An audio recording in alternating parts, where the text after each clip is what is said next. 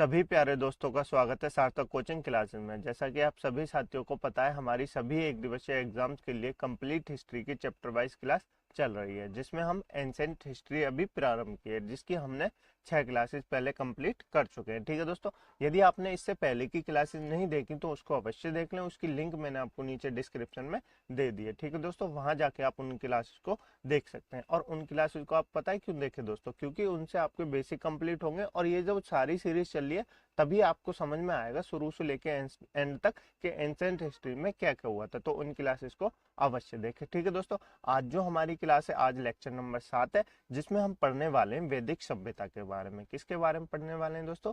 वैदिक सभ्यता के बारे में पढ़ने वाले हैं। ये क्लास दोस्तों आपके लिए अति महत्वपूर्ण होने वाली है। इस क्लास को शुरू से लेकर अंत तक अवश्य देखिए। ठीक है दोस्तों, चलिए बिना देर के हुए स्टार्ट करते हैं अपनी क्लास। लेकिन उससे पहले जो प्यारे दोस्त नए हैं वो चैनल को सब्सक्राइब कर लेंगे, वीडियो को लाइक कर देंगे, दोस्तों में शेयर कर देंगे। ठीक है दोस्तों, चलिए अपनी क्लास स्टार्ट करते हैं।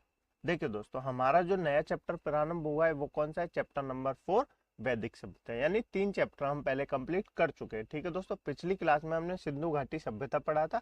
मुझे उम्मीद है आपको बिल्कुल याद होगा, आपने वो क्लास देखी होगी। अब जो चल रहा है दोस्तों हमारा वैदिक सभ्यता, यानी चैप्टर नंबर 4 हम पढ़ने वाले हैं। वैदिक सभ्यता के बारे में पढ़ने वाले हैं। तो मैं वैदिक सभ्यता के बारे में आपको बता दूं। सबसे पहले तो हम इसके नाम के बारे में जान लेते हैं कि इसका नाम वैदिक सभ्यता क्यों है। जैसे सिंधु घाटी सभ्यता का नाम मैंने आपको बताया था, सिंधु घाटी सभ्यता का नाम सिंधु घाटी सभ्यता क्यों है? क्योंकि सिंधु घाटी सभ्यता के अधिकांश शहर जो थे वो कहाँ बसे हुए थे? वो सिंधु नदी के बेसन पे बसे हुए थे, यानी सिंधु नदी के किनारे बसे हुए थे। इसलिए उस सभ्यता का नाम सिंधु घाटी सभ्यता था। ठीक है दोस्तों, तो इस सभ्यता का नाम वैदिक सभ्यता कैसे? तो इस सभ्यता का नाम दोस्तों वैदिक सभ्यता इसलिए क्योंकि इसकी जो हमको जानकारी मिलती है वो वेदों से मिलती है। कहाँ से मिलती है दोस्तों? इसकी जानकारी हमको वेदों से मिलती है, इसलिए इस सभ्यता का नाम वैदिक सभ्यता है। ठीक है दोस्तों, वैदिक सभ्यता क्या थी दोस्तों? वैदिक सभ्यता आर्यों द्वारा बसाई हुई एक ग्रामीण सभ्यता थी। क्या थी दोस्तों? वैदिक सभ्यता जो थी वो आर्यों द्वारा बसाई हुई एक ग्रामीण सभ्यता थी। जैसे कि वो सिंधु घाटी सभ्यता थी ना दोस्तों, सिंधु घाटी सभ्यता कैसी थी? शहरी सभ्यता थी। तो ये सभ्यता वैदिक सभ्यता कैसी थी? यह एक ग्रामीण सभ्यता थी। कैसी सभ्यता थी दोस्तों? यह एक ग्रामीण सभ्यता थी।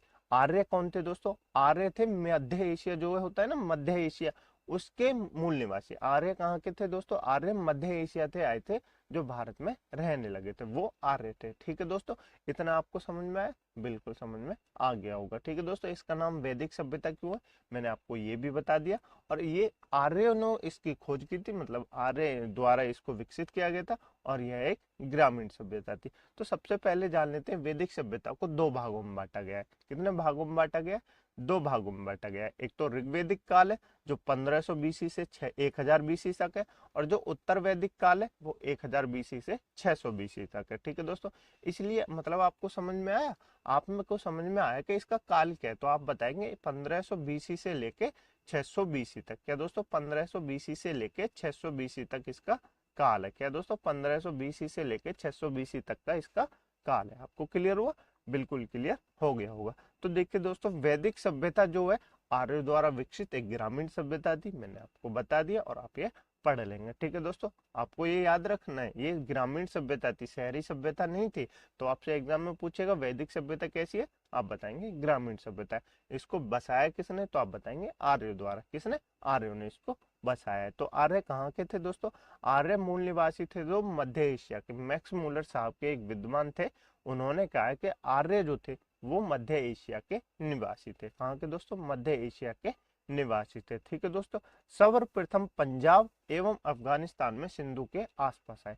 आर्य जो थे सबसे पहले एक साथ तो आए नहीं दोस्तों, अलग अलग दिशाओं में आए, अलग अलग शाखाओं में आए। तो कुछ पहले सबसे पहले पंजाब में रुके, उसके बाद अफगानिस्तान में रुके, उसके बाद ये संपूर्ण भारत में फैल गए। तो ठीक है दोस्तों, पहले कहाँ रुके? पंजाब में, फिर अफगानिस्तान में, सिंधु के आसपास और गंगा के आसपास ये रुके थे। ठीक है दोस्तों, जैसे मैं आपको बताऊं, ये क्या है दोस्तों? ये मान लीजिए क्या है? ये सिंधु नदी है। ये क्या है दोस्तों? ये सिंधु नदी है। क्या है? सिंधु नदी है। उसके बाद दोस्तों जब ये आए ना, तो ये सिंधु नदी और गंगा नदी दोनों के किनारे बस गए। क्या बस गए दोस्तों? दोनों के किनारे बस गए। आप ये याद रखेंगे। इनकी भाषा कैसी थी दोस्तों? आप बताइए, वेद कैसे लिखे गए हैं? वेद किस भाषा में लिखे गए हैं?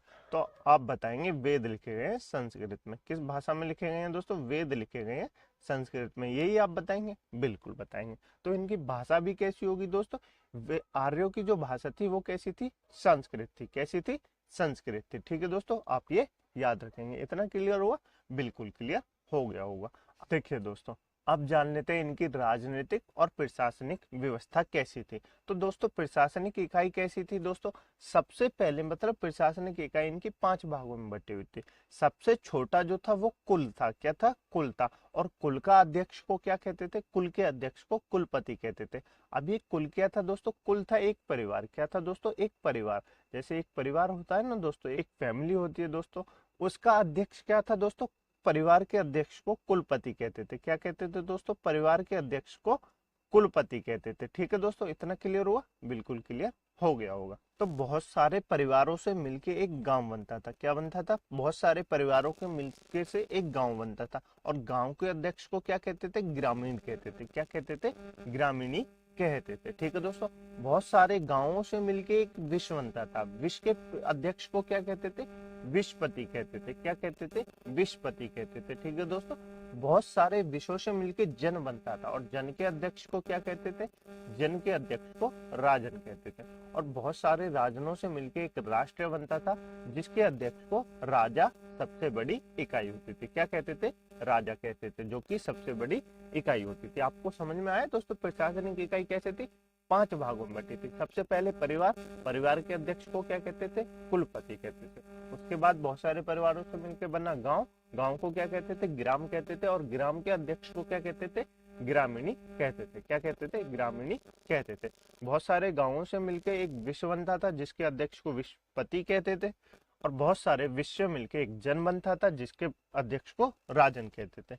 राष्ट्र जो है बहुत सारे जनों से मिलकर बनता था, जिसका अध्यक्ष राजा होता था, जो कि एक सबसे बड़ी इकाई थी। ठीक है दोस्तों, आपको समझ में आया, बिल्कुल समझ में आ गया होगा, क्लियर हुआ। ये दोस्तों आपसे एग्जाम में पूछा जाता है, वैदिक सभ्यता में सबसे छोटी प्रशासनिक इकाई कौन सी थी, तो आप बताएंगे कुल थी। क्या थी दोस्तों, कुल थी, जिसके अध्यक्ष को कुलपति कहा जाता था। और वैदिक सभ्यता में प्रशासन की सबसे बड़ी इकाई कौन सी थी, तो आप बताएंगे राष्ट्र थी। क्या थी दोस्तों, राष्ट्र थी, जिसका अध्यक्ष राजा होता था। क्या दोस्तों, जिसका अध्यक्ष राजा होता था। आपको क्लियर हुआ, बिल्कुल क्लियर हो गया होगा, प्रशासनिक इकाई समझ में आ गई होगी।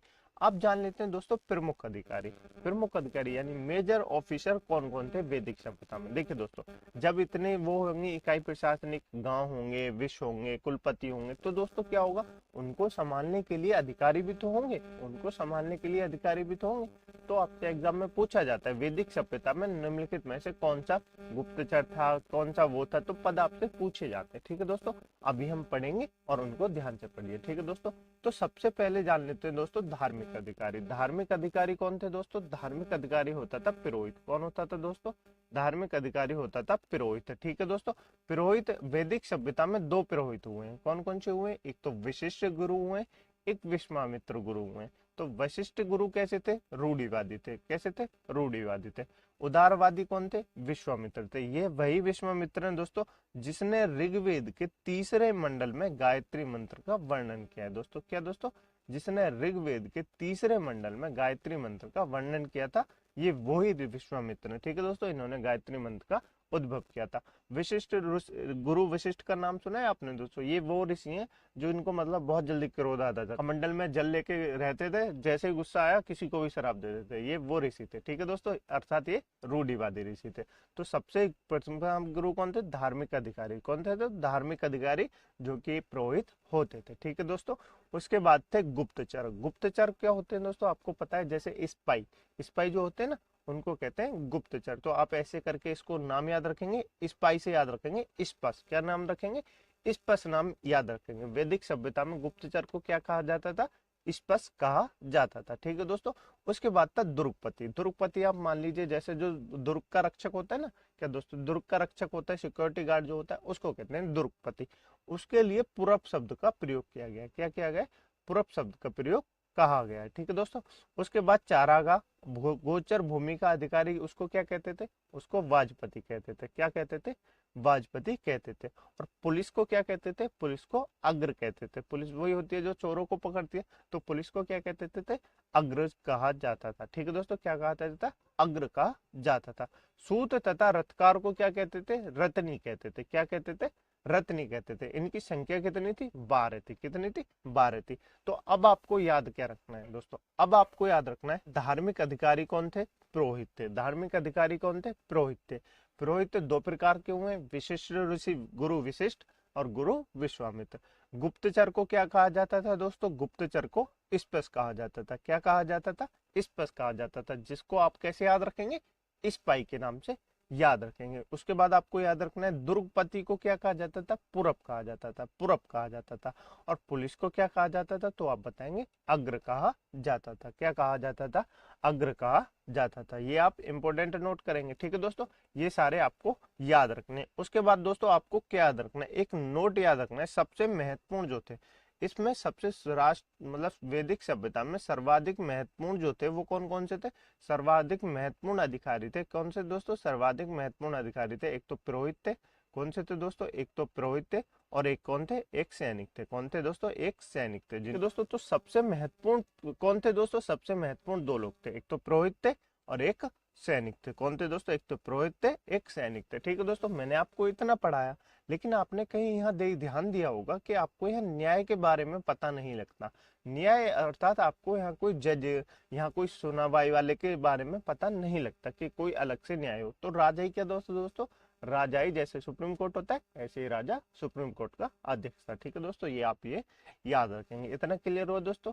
सर्वाधिक महत्वपूर्ण कौन थे? पुरोहित थे और सैनिक थे। ठीक है दोस्तों, ये तो आपको याद रखना है। जो मैंने इंपोर्टेंट नोट कराए ये तो आपको बिल्कुल रटे होने चाहिए। ठीक है दोस्तों, एग्जाम में क्वेश्चन पूछे जाता है वैदिक सभ्यता से। ठीक है दोस्तों, चलिए आगे चलिए आगे चलते हैं। अब जान लेते हैं दोस्तों सभा एवं समिति। सभा एवं समिति कौन सी? देखिए दोस्तों, राजा होता है, राजा को सलाह देने के लिए भी तो समिति होती है। आपने देखा होगा टीवी नाटकों में, राजा को सलाह देने के लिए भी तो समिति होती है। तो ये जो राजा को सभा मतलब सलाह देने के लिए जो समिति थी उनका नाम था सभा एवं समिति। क्या था? सभा एवं समिति।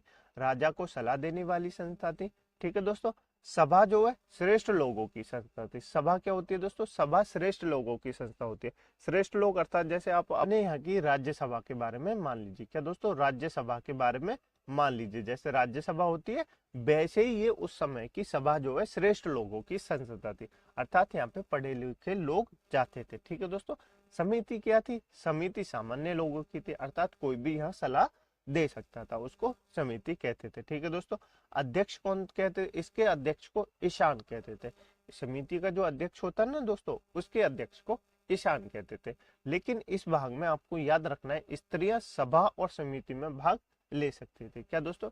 स्त्रियां सभा और समिति में भाग ले सकती थी। ठीक है दोस्तों, आपको पता चल रहा है दोस्तों ऋग्वेदिक काल में स्त्रियों की सभा, स्त्रियों की स्थिति कैसी है? तो आप जानेंगे कि स्त्रियों की स्थिति बहुत अच्छी है। कैसे स्थिति है दोस्तों?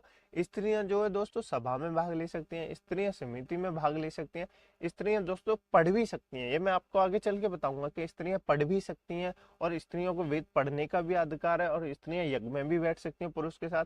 तो स्त्रियों का ऋग्वेदिक काल में है ना दोस्तों बहुत अच्छा वो था। क्या था दोस्तों? बहुत अच्छी स्थिति थी। ठीक है दोस्तों, उसके बाद जो है क्या हो जाता है, ऋग्वेदिक काल के बाद उनकी जो स्थिति है वो थोड़ी दैन्य हो जाती है। ये हम याद रखेंगे, आगे चल के पढ़ेंगे। आगे दोस्तों युद्ध। युद्ध अर्थात वार। युद्ध अर्थात वार। वार मतलब युद्ध में क्या होता है दोस्तों? युद्ध के लिए गवष्टि शब्द का प्रयोग किया है। क्या दोस्तों? युद्ध के लिए जो है किसका प्रयोग किया गया? गविष्टि शब्द का प्रयोग किया गया। गवष्टि का अर्थ क्या होता है? गविष्टि का अर्थ होता है गायों की खोज। क्या होता है दोस्तों? गायों की खोज गविष्टि शब्द का। अब दोस्तों आप कह रहे होंगे ये गायों के लिए युद्ध क्यों करते थे? दोस्तों उस समय कोई जमीन तो थी नहीं, जमीन तो कितनी सारी थी, बहुत सारी थी। तो सबसे महत्वपूर्ण जो पशु माना गया है, सबसे महत्वपूर्ण जो इनके लिए पशु माना गया है और सबसे पवित्र जो पशु माना गया है वो क्या माना गया है? वो गाय मानी गई है। क्या मानी गई है?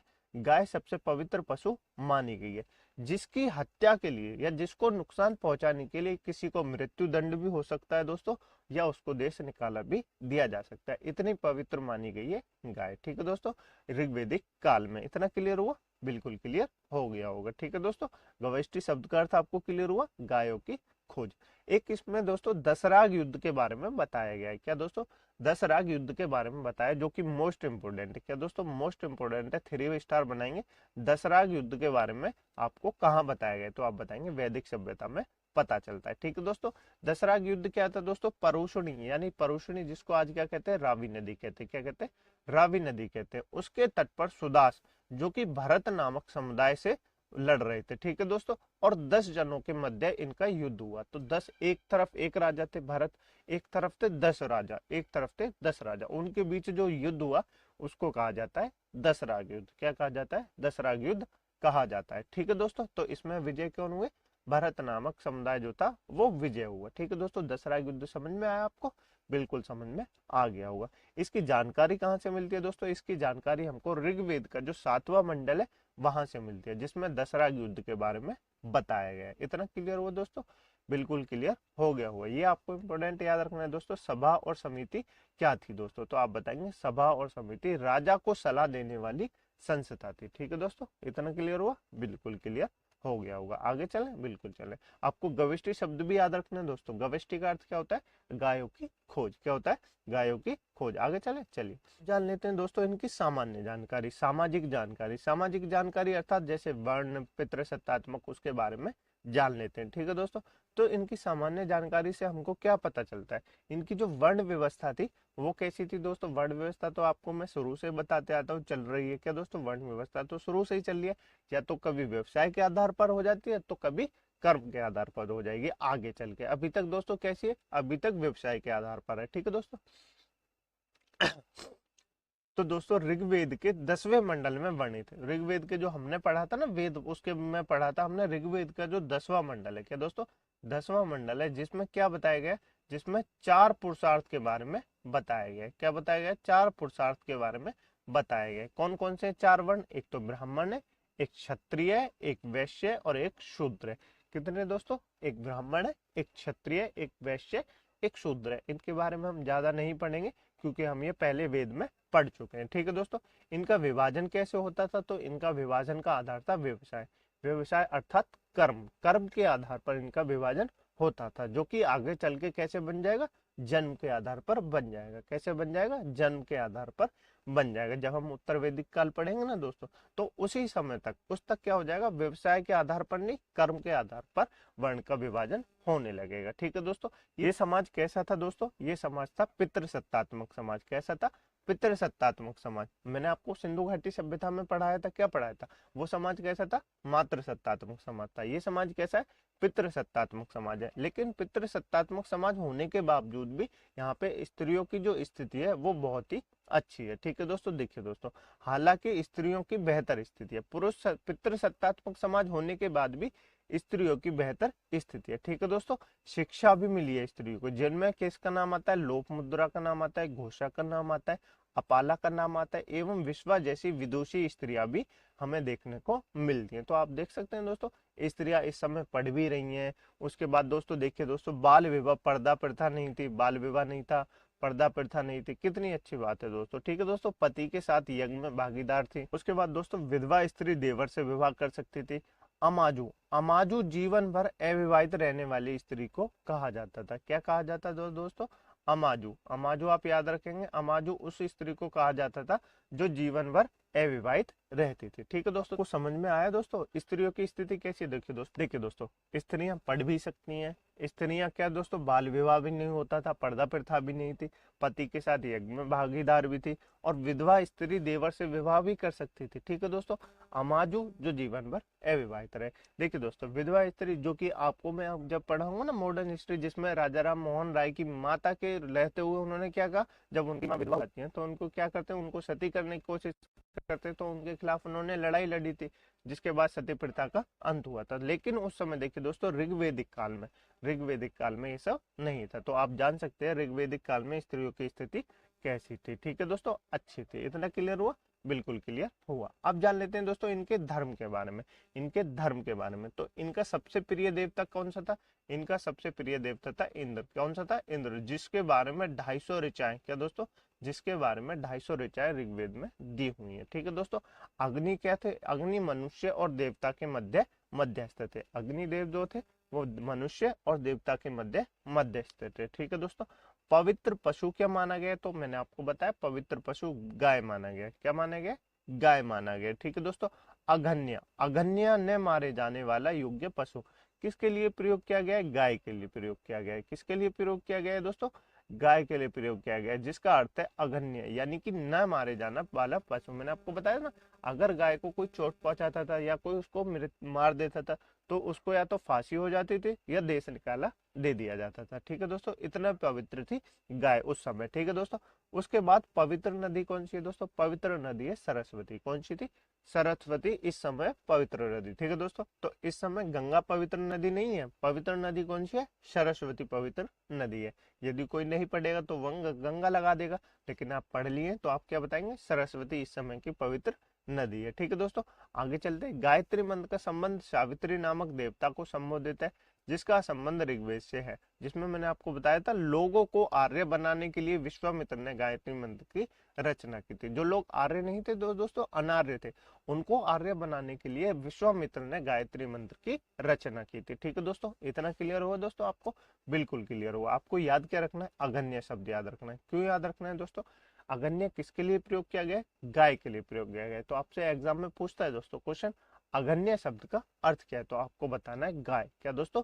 गाय अघन्य शब्द का अर्थ है। ठीक है दोस्तों, आपसे ये भी पूछेगा, वैदिक सभ्यता में सबसे पवित्र नदी कौन सी थी? तो आप बताएंगे सरस्वती थी। कौन सी थी? सरस्वती थी। ठीक है दोस्तों, उसके बाद आपसे पूछेगा वैदिक सभ्यता के सबसे प्रिय देवता कौन से थे? तो आप बताएंगे इंद्रदेव थे। कौन से थे? इंद्रदेव थे, जिनको क्या दोस्तों, जिनको वर्षा और युद्ध के लिए देवता माना जाता है। ठीक है दोस्तों, चलिए आगे चले। आप जान लेते हैं इनकी दोस्तों जीवन शैली। तो इनकी जीवन शैली कैसी थी दोस्तों? ये मनोरंजन के लिए क्या करते थे? मनोरंजन के लिए संगीत खेल करते थे, रथ दौड़ करते थे और घुड़दौड़ करते थे। ये इनके मनोरंजन के साधन थे। इनका प्रिय पशु कौन सा था? तो इनका प्रिय पशु घोड़ा था। देखिए दोस्तों, पवित्र पशु कौन सा था? पवित्र पशु गाय थी, लेकिन प्रिय पशु कौन सा है? तो आप बताएंगे घोड़ा है। कौन सा है? घोड़ा है। इन दोनों में आपको कंफ्यूज नहीं होना है। मुख्य पेय कौन सा था? सोमरस था। सोमरस जिसको दोस्तों आज के जमाने में शराब कहते हैं, तो उस समय ये शराब नहीं थी दोस्तों। सोमरस जो होता है वो सोमरस होता है, ये युद्ध के समय पिया जाता है, जिसको आप इंग्लिश में कहते हैं एनर्जी ड्रिंक। क्या कहते हैं? एनर्जी ड्रिंक, उसको कहते हैं सोमरस। क्या कहते हैं? उसको कहते हैं सोमरस। तो देवता इसका सेवन क्या करते थे? ठीक है दोस्तों, ये वनस्पति से निर्मित होता था। बहुत सारे लोग बताते हैं कि सोमरस एक शराब थी, लेकिन सोमरस शराब नहीं थी। ठीक है दोस्तों, नेक्स्ट दोस्तों अन्य जानकारी। अन्य जानकारी क्या क्या दोस्तों इसमें आप याद रखेंगे? क्या याद रखना है आपको? याद रखना है प्रिय घोड़ा कौन सा था, तो आप याद रखेंगे। क्या प्रिय पशु कौन सा था, तो आप याद रखेंगे घोड़ा था। क्या था? घोड़ा था। ठीक है दोस्तों, अब जान लेते हैं अन्य जानकारी। अदर इन्फॉर्मेशन हमको क्या प्राप्त होती है? देखिए दोस्तों, इनका मुख्य व्यवसाय क्या था? इनका मुख्य व्यवसाय था पशुपालन और कृषि। क्या था दोस्तों? पशुपालन और कृषि। धातु कौन सी थी दोस्तों? धातु इनके समय लोहा थी। लोहा क्या, लोहा को क्या कहा जाता था? लोहा को श्याम अयस्क कहा जाता था। क्या कहा जाता था? श्याम अयस्क कहा जाता था। ऐसा माना जाता है दोस्तों, लोहे की खोज आर्यों ने की थी। क्या दोस्तों? लोहे की खोज आर्यों ने की थी, ऐसा माना जाता है। और तांबा था। तांबा को क्या कहा जाता था? तांबा को लोहित अयस्क कहा जाता था। क्या कहा जाता था दोस्तों? लोहित अयस्क कहा जाता था। ठीक है दोस्तों, आदान प्रदान का माध्यम क्या था? पहले दोस्तों सिक्के तो थे नहीं, मतलब पहले पैसे तो थे नहीं, तो आदान प्रदान का माध्यम क्या हो जाएगा? वस्तु विनिमय प्रणाली हो जाता था। तो क्या हो जाएगा? वस्तु विनिमय प्रणाली हो जाएगा। ठीक है दोस्तों, पणि व्यापार हेतु दूर जाने वाले व्यक्ति को कहा जाता था। पणि किसको कहा जाता था? पणि उसको कहा जाता था दोस्तों जो व्यापार के लिए दूर जाता है। मतलब व्यापार के लिए कहीं और जाता है। व्यापार के लिए तो आदमी को दूर दूर जाना पड़ता था उस समय, तो व्यापार के लिए जो दूर जाता है उसको पणि कहा जाता है। क्या कहा जाता है? पणि कहा जाता है। इतना क्लियर हुआ? बिल्कुल क्लियर हो गया होगा। ठीक है दोस्तों, अब जान लेते हैं ऋग्वेदिक काल की प्रमुख नदियां। ये इंपोर्टेंट है दोस्तों, इसमें आप 3 स्टार बना लेंगे, क्योंकि आपसे एग्जाम में इनके पुराने नाम और नए नाम भी पूछे जाते हैं, इसलिए मैंने आपको लिख के दिए। ठीक है दोस्तों, जो जो इंपोर्टेंट है वो मैंने आपको लिख दिए। तो क्या दोस्तों, ऋग्वेदिक काल की प्रमुख नदियों के बारे में जान लेते हैं। सबसे पवित्र नदी कौन सी? मैं आपको बता चुका हूँ, सरस्वती है। सर्वाधिक उल्लेखनीय नदी कौन सी है? सिंधु है। देखिए दोस्तों, सबसे पवित्र नदी तो सिर्फ सरस्वती है, लेकिन सबसे सर्वाधिक उल्लेख किसका है? मतलब सबसे ज्यादा उल्लेख किसका है? तो आप बताएंगे सिंधु नदी का है। किसका है? सिंधु नदी का। और गंगा का 1 बार मिलता है, यमुना का 3 बार इसमें उल्लेख है। ठीक है दोस्तों, इतना याद रखेंगे? बिल्कुल याद रखेंगे। प्राचीन नाम जान लेते हैं। कुछ नदियों के जो इंपोर्टेंट है वो मैं आपको लिख के दे रहा हूँ। देखिए दोस्तों, वितिस्ता। वितिस्ता किसको कहा जाता था? वितिस्ता झेलम नदी का पुराना नाम था। वितिस्ता किसका नाम था? तो आप बताएंगे वितिस्ता झेलम नदी का पुराना नाम था। ठीक है दोस्तों, अस्कनी किसका नाम था दोस्तों? तो आप बताएंगे चिनाब नदी का अश्कनी नाम था। ठीक है दोस्तों, ये जितनी मैंने दी है दोस्तों इम्पोर्टेंट है, मैं आपके लिए सिर्फ छाट के लाया हूँ, बाकी हैं तो बहुत सारे, लेकिन आपको ये सब याद रखनी है। ठीक है दोस्तों, परुशनी किसका नाम था? परुशनी था रावी नदी का नाम। क्या था दोस्तों? रावी नदी का नाम, जिसके किनारे क्या हुआ था? दशराग युद्ध हुआ था। ठीक है दोस्तों, सतुद्री किसका नाम था? सतुद्री था सतलज नदी का नाम। क्या था दोस्तों? सतलज नदी का नाम। और विपाशा किसका नाम था? विपाशा था व्यास नदी का नाम। विपाशा किसका नाम था? विपाशा था व्यास नदी का नाम। तो आप ये याद रखेंगे। ठीक है दोस्तों, वितिस्ता किसका नाम था? झेलम नदी का नाम था। अश्कनी किसका नाम था? चिनाब नदी का नाम था। परुशनी किसका नाम था? रावी नदी का नाम था। सतुद्री किसका नाम था? सतुद्री सतलज नदी का नाम था। विपाशा किसका नाम था? विपाशा व्यास नदी का नाम था। ठीक है दोस्तों, आपको क्लियर हुआ? बिल्कुल क्लियर हो गया होगा। आगे चले, चलिए आगे चलते हैं। आगे जान लेते हैं दोस्तों, हमारा यहाँ पे क्या खत्म होता है? हमारा यहाँ पे ऋग्वेदिक काल समाप्त होता है। अब क्या जान लेते हैं? उत्तर वैदिक काल के बारे में जान लेते हैं। उत्तर वैदिक काल में क्या है दोस्तों? कुछ नहीं है। देखिए मैं आपको बताता हूँ उत्तर वैदिक काल में क्या हुआ था। देखिए दोस्तों, उत्तर वैदिक काल का आपको समय याद रखना है 1000 बीसी से 600 बीसी तक। हुआ क्या था? उत्तर वैदिक काल में इंद्र के स्थान पर प्रजापति सर्वाधिक प्रिय देवता हो गए, मतलब जो भी था वो अलग अलग हो गया, बदल गया। उसके बाद उत्तर वैदिक काल में राजा के राज्याभिषेक के समय राजसु यज्ञ होने लगा, पहले जो कि नहीं होता था। उत्तर वैदिक काल में वर्ण व्यवसाय की वजह जन्म के स्थान पर निर्धारित हो गई, मैंने बताया ना आपको। ऋग्वेदिक काल में कैसी थी? ऋग्वेदिक काल में वर्ण व्यवस्था थी व्यवसाय के आधार पर, लेकिन इस समय क्या हो गई? उत्तर वैदिक काल में जन्म के आधार पर हो गई। कैसे हो गई? जन्म के आधार पर हो गई। उत्तर वैदिक काल में स्त्रियों की स्थिति दयनीय हो गई। मैंने आपको बताया था ऋग्वेदिक काल में स्त्रियों की स्थिति कैसी थी? अच्छी थी। कैसी थी? अच्छी थी। और वैदिक काल में कैसी हो जाएगी? उत्तर वैदिक काल में थोड़ी दयनीय हो जाएगी। उसके बाद आपको याद रखना है उत्तर वैदिक काल में निष्क और शतमान नाम की मुद्रा की इकाई थी। ठीक है दोस्तों, क्योंकि ऋग्वेदिक काल में मैंने आपको बताया था वस्तु विनिमय क्या होता था, मतलब आदान प्रदान कैसे होते थे? आदान प्रदान तो वस्तु विनिमय के द्वारा होता था। उस समय तो कोई मुद्रा नहीं थी, लेकिन उत्तर वैदिक काल आते आते मुद्रा आ जाती है, जिसका नाम निष्क और शतमान होता है। ठीक है दोस्तों, उसके बाद उत्तर वैदिक काल में कौशाम्बी नगर में पहली बार पक्की हुई ईंटों का प्रयोग किया गया। क्या दोस्तों? पहली बार पक्की हुई ईंटों का प्रयोग कहाँ किया गया? कौशाम्बी नगर में किया गया है। ठीक है दोस्तों, उसके बाद आपको याद रखना है गोत्र नामक संस्था का जन्म उत्तर वैदिक काल में हुआ था। जो गोत्र होते हैं ना, आप पूछे जाते हैं, आपने देखा होगा पंडित पूछा है आपका गोत्र क्या है, ये तो ये कब हुआ दोस्तों? उत्तर वैदिक काल में इसका जन्म हुआ। आपको क्लियर हुआ दोस्तों? उत्तर वैदिक काल ऋग्वेदिक काल बिल्कुल क्लियर हो गया होगा। ठीक है दोस्तों, आपको कुछ ज्यादा लोड लेने की जरूरत नहीं है। ठीक है दोस्तों, अन्य ऐतिहासिक स्रोतों के बारे में जान लेते हैं, और इसी स्रोत के साथ हमारा क्या हो जाता है दोस्तों? इसी स्रोत पढ़ने के बाद हमारा जो है वैदिक सभ्यता समाप्त हो जाती है। क्या हो जाती है दोस्तों?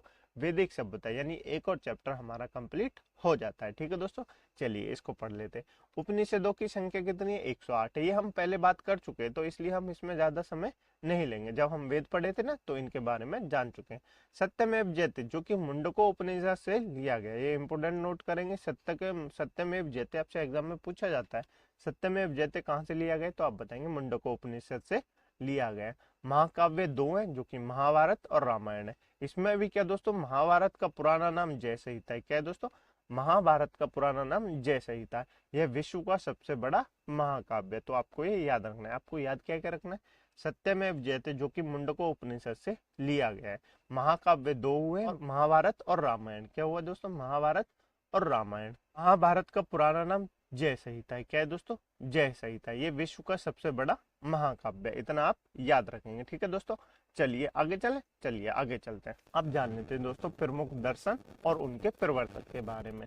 क्या दोस्तों? अपने अपने सबके अलग अलग दर्शन है, और उनके प्रवर्तक के बारे में जान लेते हैं। ठीक है दोस्तों, तो चारवाक जो दर्शन था उसके प्रवर्तक कौन थे? चारवाक थे। कौन थे? स्वयं चारवाक थे। ठीक है दोस्तों, और योग दर्शन के कौन थे? योग दर्शन के प्रवर्तक थे पतंजलि। कौन थे? पतंजलि। ये सब आपको याद होगा। सांख्य दर्शन के प्रवर्तक कौन थे? कपिल मुनि थे। कपिल मुनि थे। ठीक है दोस्तों, न्याय दर्शन के प्रवर्तक कौन थे? गौतम ऋषि थे। कौन थे? गौतम ऋषि थे। पूर्व मीमांसा के वो कौन थे? पूर्व मीमांसा के प्रवर्तक जैमिनी थे। कौन से? जैमिनी थे। और उत्तर मीमांसा के प्रवर्तक कौन थे? बादरायण थे। कौन थे? बादरायण थे। एक नीचे जो कि आपको नहीं दिख रहा, उसका नाम है वैशेषिक। क्या दोस्तों? वैशेषिक मीमांसा। वैशेषिक मीमांसा के वो कौन थे? वैशेषिक के थे कणाद या कुलुद। कौन थे प्रवर्तक? वैशेषिक के थे कणाद या कुलुप, इसके उलुक इसके प्रवर्तक थे। क्या थे दोस्तों? कणाद या उलुक इसके प्रवर्तक थे। तो आपको याद क्या क्या रखना है मैं आपको बता देता हूँ। ये इंपॉर्टेंट स्लाइड है दोस्तों। दर्शनों से आपसे एग्जाम में क्वेश्चन पूछे जाते हैं। चारवाक का दर्शन पूछा जाता है, इसका नाम तो आप वैसे याद रखेंगे। चारवाक दर्शन किसने दिया? स्वयं चारवाक ने दिया। योग का दर्शन किसने दिया? तो आप बताएंगे पतंजलि ने दिया। सांख्य दर्शन किसने दिया? तो आप बताएंगे कपिल मुनि ने दिया। न्याय दर्शन किसने दिया? तो आप बताएंगे गौतम ऋषि ने दिया। पूर्व मीमांसा किसने दिया? तो आप बताएंगे जैमिनी ने दिया। और वहीं उत्तर मीमांसा पूछे तो आप बताएंगे वेदनारायण ने दिया। जबकि वैशेषिक मीमांसा किसने दिया? कणाद या उलुक ने दिया। कणाद या उलुक ने दिया। ठीक है दोस्तों, यहाँ पे हमारा एक और चैप्टर कंप्लीट होता है। ठीक है दोस्तों, वैदिक सभ्यता यानी चैप्टर 4 हमारा कंप्लीट होता है। मुझे उम्मीद है दोस्तों आपको ये क्लास अच्छी लगी होगी। थोड़ी सी भी आपके एग्जाम में अगर बेनिफिशियल रहे तो मुझे बहुत अच्छा लगेगा। ठीक है दोस्तों, इस क्लास को आपको समझ में नहीं आई है तो आप एक बार फिर से देख लें। इंपॉर्टेंट जो मैंने आपको बताया उनको अवश्य याद करें, अपनी नोटबुक में इसको अवश्य लिखें। ठीक है दोस्तों, अपनी सफलता को एक बार अवश्य सुनिश्चित करें। ठीक है दोस्तों, एक बार मेरे साथ आप अपने नोट्स बनाते जाइए, मुझे उम्मीद है आपको सफलता अवश्य मिलेगी। ठीक है दोस्तों, मिलते हैं एक नए चैप्टर के साथ अगली क्लास में। तब तक के लिए अपना ध्यान रखिएगा और क्लासों को पढ़ते रहिए। जितनी क्लास हमने आपको करा दी है उनको अवश्य रिवाइज करते रहिए। ठीक है दोस्तों, क्योंकि जब तक आप रिवाइज नहीं करेंगे तब तक आपको कुछ समझ में नहीं आएगा। ठीक है दोस्तों, मिलते हैं अगली क्लास में एक नए चैप्टर के साथ। तब तक के लिए अपना ध्यान रखिएगा। जय हिंद, जय भारत।